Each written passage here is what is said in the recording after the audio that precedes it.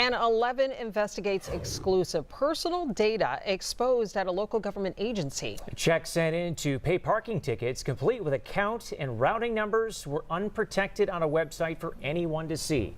Chief Investigator Rick Earl here now after confronting the Pittsburgh Parking Authority about the exposed data. So, Rick, what did you find out? Yeah, guys, we did a lot of digging, and this involves the company that runs the online payment system for the Parking Authority. The authority says checks in that system were unprotected for more than a month, and tonight they say it was a case of human error. Can you tell me what that is? That is a digital image of a check that I wrote to the Parking Authority of Pittsburgh back in 2014. And that's your check? It is. That has your check number, your routing number, your name, your address? Yes. Your wife's name? Yes. Are you curious how I got that? A little bit, yes. Yeah. We tracked down this man after obtaining an image of a check he wrote to pay a parking ticket a decade ago. He agreed to talk to us as long as we concealed his identity. I mean, is this an active account? Yes. This is an active checking account. Yes, Yeah. still. So that's a little bit frightening. Right. A customer paying a ticket on the authority's website discovered the exposed checks when he typed in random vanity plates. Vehicle and ticket information along with an image of a check popped up. He immediately alerted the authority and then reached out to 11 Investigates. And I was surprised that I was part of a data breach.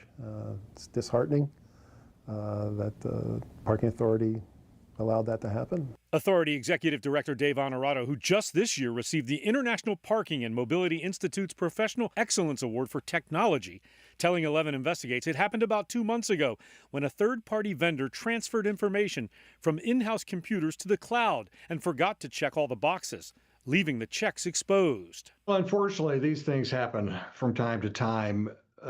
They're basically system errors. James Lee is with the Identity Theft Resource Center. The good news is, in most of these instances where you're talking about a cloud database being exposed like this, is most times there is actually no misuse of the information. In a statement to 11 Investigates, the Parking Authority writing this was an isolated incident. And while they continue to investigate, they suspect only 2 checks were exposed. The vendor, they say, will offer 12 months of complimentary credit monitoring to customers. The authority adding, quote, protecting the privacy and security of our customers and those we serve is a top priority.